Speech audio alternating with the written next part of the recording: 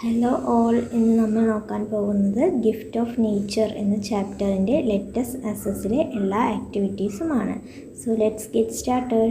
ആദ്യം നമുക്ക് സമ്മറി നോക്കാം. അതായത് ഈ പാഠഭാഗത്ത് നമ്മൾ ഇത്രയും ദിവസം എന്താണ് പഠിച്ചത് എന്ന് നോക്കാം. The things in nature which are useful to man are called resources.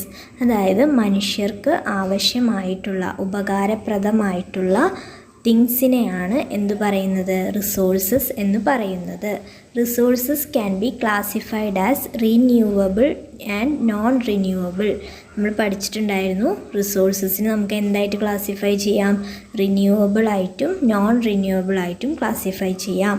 Decrease in the availability and deterioration in the quality of resources due to reckless use is called resource depletion. അത് നമ്മൾ അധികമായിട്ട് use ചെയ്യുമ്പോൾ അതിൻ്റെ availability, അതായത് അത് നമുക്ക് ലഭ്യമാവുന്നത് കുറയുകയും ചെയ്യും, അതുപോലെ അതിൻ്റെ ക്വാളിറ്റിയും കുറയും. അതിനെയാണ് ഡിറ്റോറിയറേഷൻ എന്ന് പറയുന്നത്. അതായത് ക്വാളിറ്റി കുറയുന്നത്, ക്വാളിറ്റി താഴ്ത്തപ്പെടുന്നതിനെയാണ് ഡിറ്റോറിയറേഷൻ എന്ന് പറയുന്നത്. അപ്പോൾ നമ്മൾ അമിതമായിട്ട് റെക്ലെസ്ലി യൂസ് ചെയ്യുമ്പോൾ അവൈലബിലിറ്റി കുറയും, അതുപോലെ ഡിറ്റോറിയറേഷൻ ഇൻ ദ ക്വാളിറ്റി, അതായത് ക്വാളിറ്റിയും കുറയും. അപ്പോൾ അതിനെയാണ് എന്ത് പറയുന്നത്, റിസോഴ്സ് ഡിപ്ലീഷൻ എന്ന് പറയുന്നത്.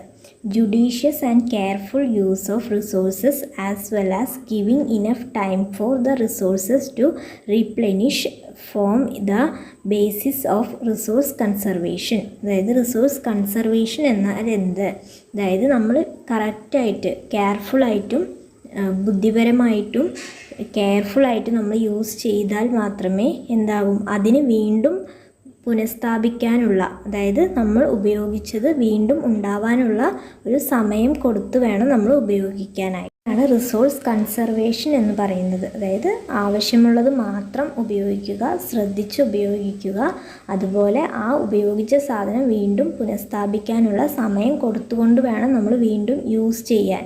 അതിനെയാണ് റിസോഴ്സ് കൺസർവേഷൻ എന്ന് പറയുന്നത്.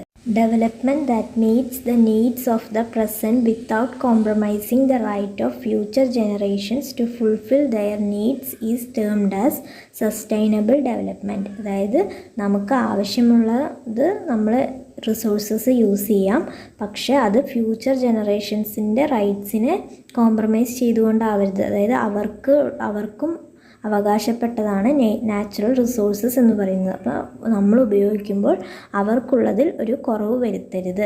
അങ്ങനെ യൂസ് ചെയ്യുന്നതിനെയാണ് എന്ത് പറയുന്നത്, സസ്റ്റൈനബിൾ ഡെവലപ്മെൻറ്റ് എന്ന് പറയുന്നത്. ലെറ്റസ് അസസിലെ ആദ്യത്തെ ചോദ്യം നോക്കാം.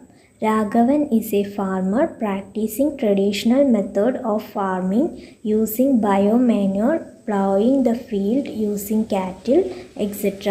List out the types of natural resources Raghavan makes use of. Also define natural resource. അതായത് രാഘവൻ എന്ന് പറയുന്ന ഒരു ഫാർമറാണ്. അപ്പോൾ traditional method of farming use ചെയ്തിട്ട്, അതായത് വളം യൂസ് ചെയ്ത് അതുപോലെ കാറ്റിൽസിനെ യൂസ് ചെയ്തിട്ട് ആണ് കൃഷി ചെയ്യുന്നത്. അപ്പോൾ ആ രാഘവൻ യൂസ് ചെയ്യാൻ സാധ്യതയുള്ള നാച്ചുറൽ റിസോഴ്സസ് ഏതൊക്കെയാണ് എന്നാണ് ചോദിച്ചിട്ടുള്ളത്. Types of natural resources Raghavan makes use of are sunlight, soil, water, wind, cattle, etc. അതായത് സൂര്യപ്രകാശം, മണ്ണ്, ജലം, കാറ്റ്, പിന്നെ കാറ്റിൽസിനെ യൂസ് ചെയ്യാറുണ്ട്. അപ്പോൾ ഇതൊക്കെയാണ് നാച്ചുറൽ റിസോഴ്സസ് ആയിട്ട് വരുന്നത്. ഇനി നാച്ചുറൽ റിസോഴ്സിനെ ഡിഫൈൻ ചെയ്യാനും പറഞ്ഞിട്ടുണ്ട്. നമുക്ക് ഡിഫൈൻ ചെയ്യാം. The things directly obtained from nature are useful to men are called natural resources. അതായത് പ്രകൃതിയിൽ നിന്നും നേരിട്ട് ലഭിക്കുന്നതും അത് മനുഷ്യർക്ക് ഉപകാരപ്രദമായിട്ടുള്ളതുമായ റിസോഴ്സസിനെയാണ് എന്ത് പറയുന്നത്, നാച്ചുറൽ റിസോഴ്സസ് എന്ന് പറയുന്നത്. ക്വസ്റ്റ്യൻ നോക്കാം. Categorise the following natural resources into biotic and abiotic. Forest, sunlight, fish, wind, cattle, water. Abiotic റിസോഴ്സസിൽ വരുന്നതാണ് സൺലൈറ്റ്, വിൻഡ്, വാട്ടർ. ബയോട്ടിക് റിസോഴ്സസിൽ വരുന്നതാണ് fish, cattle, forest. Given below are the features of two motor cars. Identify the characteristics of each and categorize in the following format. Car A works on solar energy, car B works on petrol. അതായത് നമ്മൾ car A, car B എന്നിങ്ങനെ categorise ചെയ്യണം. Car A എന്ന് പറയുന്നത് സൂര്യപ്രകാശം use ചെയ്തിട്ട് solar energy use ചെയ്ത് work ചെയ്യുന്നതാണ്. കാർ ബി എന്ന് പറയുന്നത് പെട്രോൾ യൂസ് ചെയ്ത് വർക്ക് ചെയ്യുന്നതാണ്. അപ്പോൾ താഴെ തന്നിട്ടുള്ള ക്യാരക്ടറിസ്റ്റിക്സിന് നമ്മൾ ഏതിന് അനുയോജ്യമാണ്, അതായത് കാർ എ ആണോ കാർ ബിക്കാണോ എന്ന് നോക്കിയിട്ട് കാറ്റഗറൈസ് ചെയ്യാനാണ് പറഞ്ഞിരിക്കുന്നത്. ചെയ്ത് നോക്കാം. ഇവിടെ 2 കോളംസിലായിട്ട് കാർ എ, കാർ ബി എന്ന് എഴുതിയിട്ടുണ്ട്.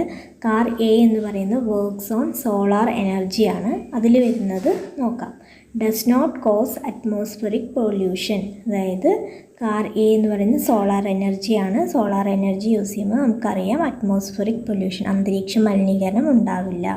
Such cars are not used much. അതായത് സോളാർ എനർജി യൂസ് ചെയ്ത് വർക്ക് ചെയ്യുന്ന കാർ അധികം അങ്ങനെ യൂസ് ചെയ്യാറില്ല, ഇപ്പോൾ യൂസ് ചെയ്ത് തുടങ്ങിയിട്ടില്ല. അതുകൊണ്ട് അതിന് നമുക്ക് കാർ എയുടെ താഴെ എഴുതാം.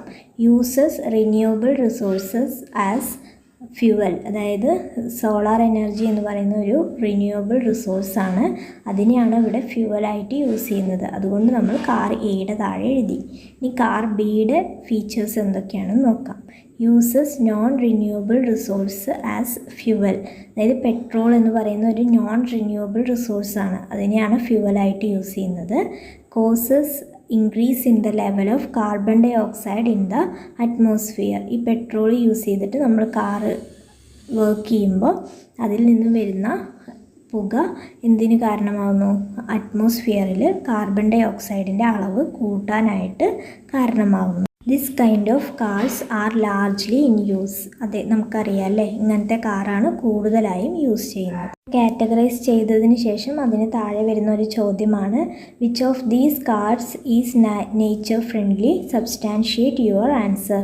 നമ്മൾ കാർ എയുടെ ക്യാരക്ടറിസ്റ്റിക്സും കണ്ടു, കാർ ബിയുടെയും കണ്ടു. ഇതിലേതാണ് നേച്ചർ ഫ്രണ്ട്ലി ആയിട്ടുള്ളത്, നമ്മുടെ പരിസ്ഥിതിക്ക് അനുയോജ്യമായിട്ടുള്ളത് എന്ന് കണ്ടെത്തി ആൻസർ എഴുതാനാണ് പറഞ്ഞിരിക്കുന്നത്. നമുക്കറിയാം കാർ എ ആണ് നേച്ചർ ഫ്രണ്ട്ലി അല്ലേ, അപ്പോൾ അത് നമുക്ക് എഴുതാം. Car A which works on solar energy is nature friendly. It uses solar energy instead of petrol. അതായത് പെട്രോളിന് പകരം എന്താണ് യൂസ് ചെയ്യുന്നത്? സോളാർ എനർജിയാണ് യൂസ് ചെയ്യുന്നത്. അതായത് it uses renewable resource to work. അതായത് റിന്യൂവബിൾ റിസോഴ്സാണ് യൂസ് ചെയ്യുന്നത്.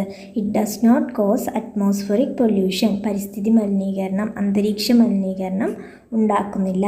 Therefore it is nature friendly. അതുകൊണ്ട് ഇതെന്താണ്? പരിസ്ഥിതിക്ക് ഒരു ദോഷകരമൊന്നും അല്ലാത്തതാണ്, നേച്ചർ ഫ്രണ്ട്ലി ആണ് എന്ന് നമുക്ക് നമ്മുടെ ആൻസറിന് സബ്സ്റ്റാൻഷിയേറ്റ് ചെയ്യാം. Make inferences by analyzing the statement, we have learned the resources from the future generations.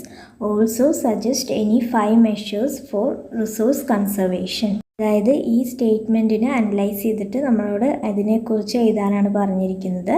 We have learned the resources from the future generations. അതായത് ഫ്യൂച്ചർ, ഇനി വരുന്ന ഭാവി തലമുറയിൽ നിന്നും നമ്മൾ എന്താണ് ചെയ്തിരിക്കുന്നത്? റിസോഴ്സസിനെ കടമെടുത്തിരിക്കുകയാണ് എന്നാണ് പറയുന്നത് ഈ സ്റ്റേറ്റ്മെൻറ്റിൽ.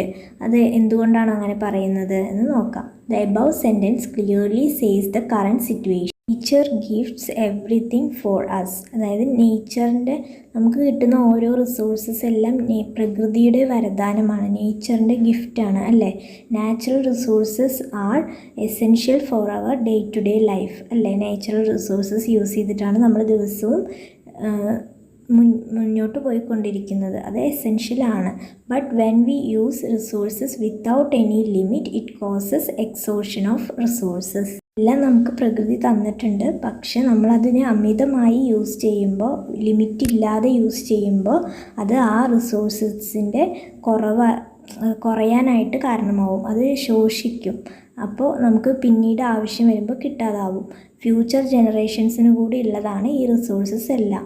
അതുകൊണ്ട് തന്നെ റെക്ലെസ്ലി ഇതിനെ യൂസ് ചെയ്യുമ്പോൾ നമ്മൾ ഫ്യൂച്ചർ ജനറേഷൻസിന് വേണ്ടി കൺസേർവ് ചെയ്യാതെയാണ് നമ്മൾ യൂസ് ചെയ്യുന്നത്. So we have to conserve resources for future generation. അപ്പോൾ നമ്മൾ എന്ത് ചെയ്യണം? ഫ്യൂച്ചർ ജനറേഷൻസിന് കൂടി നമ്മൾ സംരക്ഷിച്ച് വെക്കണം. റിസോഴ്സസിനെ കൺസേർവ് ചെയ്യാനായിട്ടുള്ള 5 മെഷേഴ്സ് കൂടി പറയാൻ പറഞ്ഞിട്ടുണ്ട്. അത് എന്തൊക്കെയാണെന്ന് നോക്കാം. കുറേ മെഷേഴ്സ് ഉണ്ട്, നമ്മളതിൽ 5 എണ്ണം എഴുതിയിട്ടുണ്ട് എന്ന് മാത്രം. Use fuels that do not cause atmospheric pollution. നമ്മൾ നേരത്തെ പഠിച്ചതാണ് അല്ലേ. അതായത് അന്തരീക്ഷ മലിനീകരണം ഉണ്ടാക്കാത്ത തരത്തിലുള്ള ഫ്യൂവൽസിനെ യൂസ് ചെയ്യുക. Practise water conservation measures. Water റിസോഴ്സസിനെ കൺസേർവ് ചെയ്യാനായിട്ട് നമ്മൾ കുറച്ച് മെഷേഴ്സ് പ്രാക്ടീസ് ചെയ്യുന്നത് നല്ലതായിരിക്കും. Depend more on non conventional resources such as sunlight, wind etcetera. അതായത് സൺലൈറ്റ്, വിൻഡ് ഇതൊക്കെ റിന്യൂവബിൾ റിസോഴ്സസ് ആണ്. അതുകൊണ്ട് നമ്മൾ കൂടുതലായിട്ട് അതിനെ ഡിപ്പെൻഡ് ചെയ്യുന്നതാവും നല്ലത്. പ്രിവെൻറ്റ് ഡീഫോറസ്റ്റേഷൻ, അതായത് കാട് വെട്ടി നശിപ്പിക്കുന്നതിനെയൊക്കെ തടയണം. Use resources only if essential, നമുക്ക് ആവശ്യമുണ്ടെങ്കിൽ മാത്രം ഉപയോഗിക്കുക. അതായത് ആവശ്യത്തിന് മാത്രം ഉപയോഗിക്കണം. അനാവശ്യമായ അമിതമായി ഉപയോഗിക്കുമ്പോഴാണ് future ജനറേഷൻസിനും കിട്ടാതാവുന്നത്. So friends, this is all about this video, and if you have felt that this video is useful to you, then please do subscribe and like and leave a comment. Thank you so much.